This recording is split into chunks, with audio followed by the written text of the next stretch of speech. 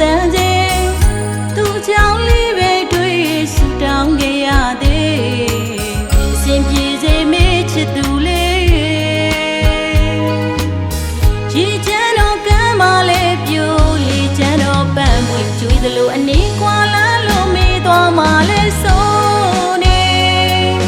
ဝေဒနာကြွမ်းအလွန်မျက်ရည်မိုးဆွေကိုရဲ့မငြိမ်တော့မိတွေလောင်မြိုက်နေတငွေငွေလျော်ဝတ်သိမ်းထားနေမိနဲ့ကိုပဲတီလေးမဖြစ်သေးတော့ဘူးလားဖြစ်အပြစ်တင်ရင်လဲမတတ်နိုင်ပေရောအလုံးလေးကိုဆုံးရှုံးပါစေမင်းချစ်ပဲတံမိုးထားနေ